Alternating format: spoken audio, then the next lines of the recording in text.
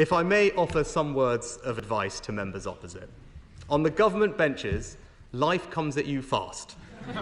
Soon you might be fortunate enough to be tapped on the shoulder and offered a junior ministerial role. Then you'll find yourself attending cabinet, then in the cabinet, and then when the Prime Minister's position becomes untenable, you might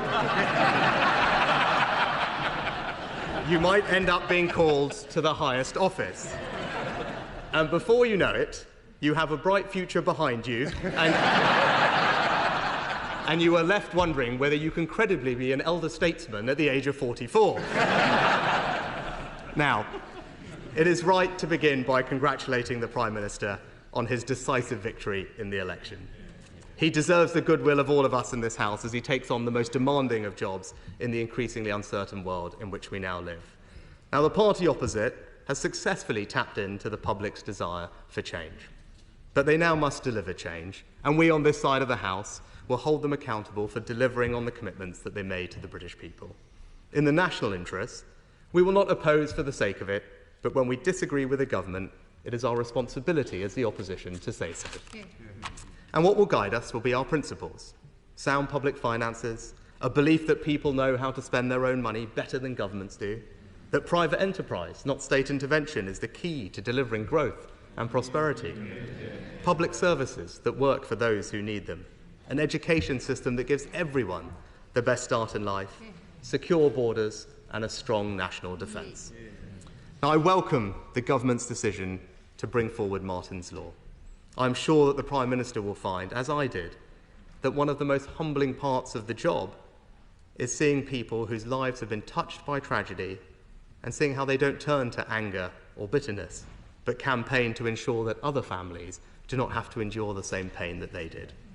And I particularly commend Figen Murray for her work to get this law onto the statute book. I can assure her that this measure will command consensus in this House, and we will work with the government to make sure that it becomes law as soon as possible. I'm also glad that the government will continue with plans for a smoke-free generation. I know there are deeply held views on both sides of this issue, and I have deep respect for those, especially on my own benches, who disagree with me on this question. Measures that end access to products are never easy, but I do believe that ensuring that our children can be the first generation that doesn't have to suffer the false choice to quit smoking or not because they will have never started is a truly worthy aim.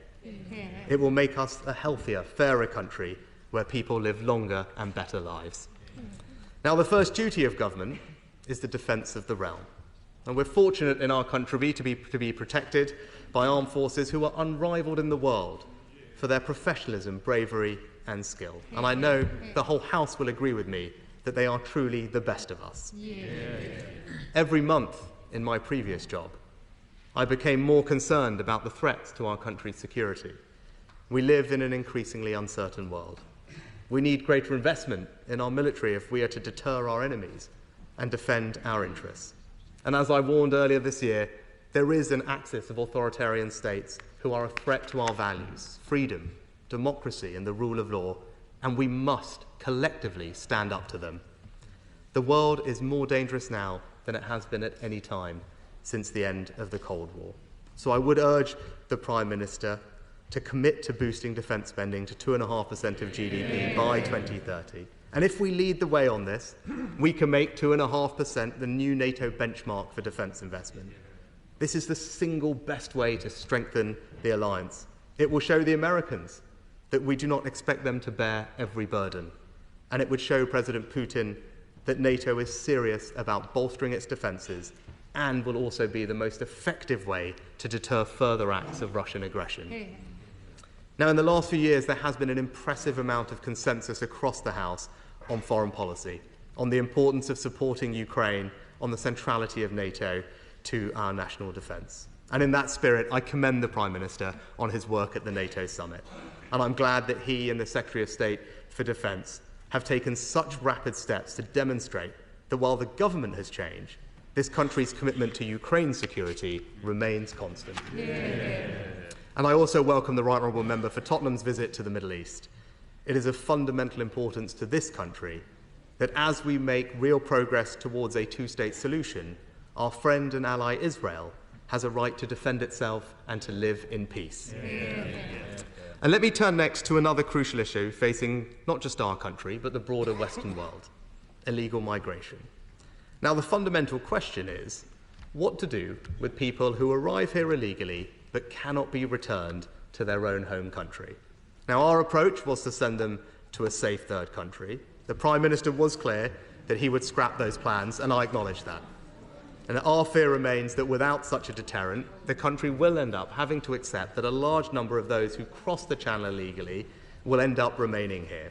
And how to prevent that is something that the government, I know, will soon look to address. And when it comes to legal migration, I urge the Home Secretary to retain the measures that we implemented, which are forecast to halve net migration in the next 12 months. Now, if I may turn next to the economy, I understand well that the Chancellor is keen to paint as bleak a picture as possible, but I would just gently point out that this is not exactly what the facts say. Inflation at 2%, unemployment 4%, and the fastest growing economy in the G7 so far this year.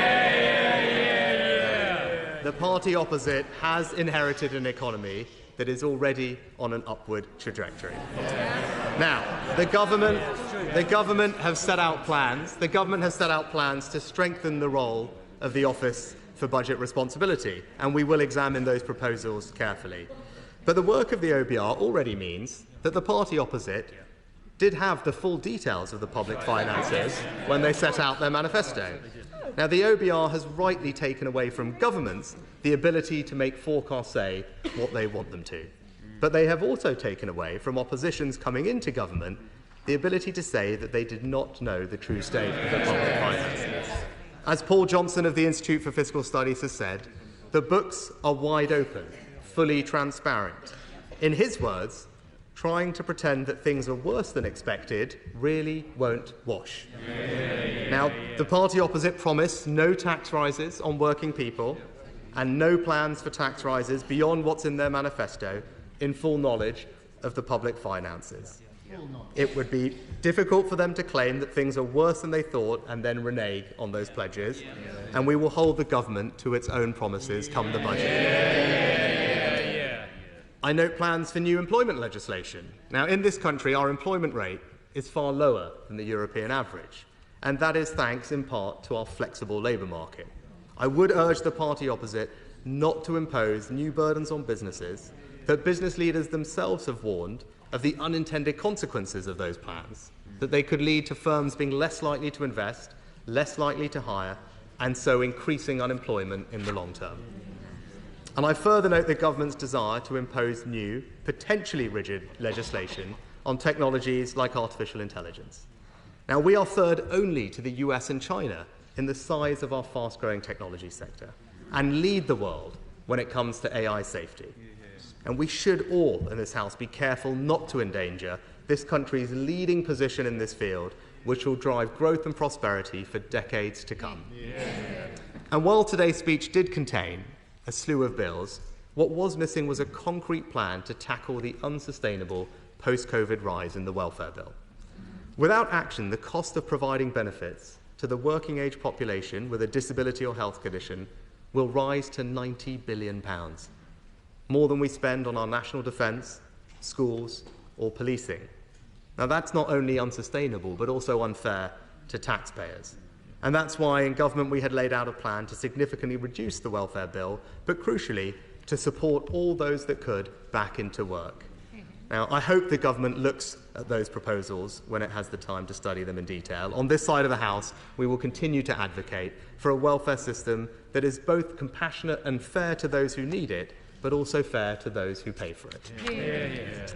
Now, the government has set out plans to change the planning system. We will, of course, study these thoroughly as well, as we all wish to see more homes built and the planning process speeded up.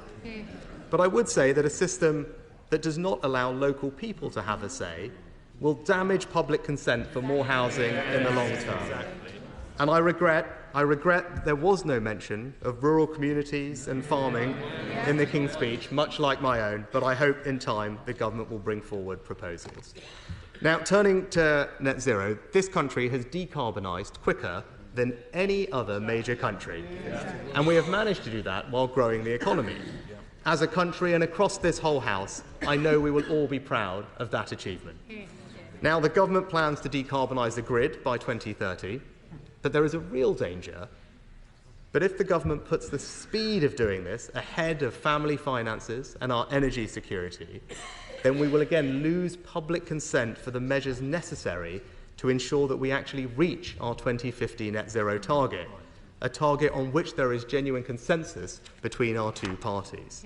As even one of the Prime Minister's own supporters has warned, this 20 plan will, and I quote, just mean we will have to import our energy.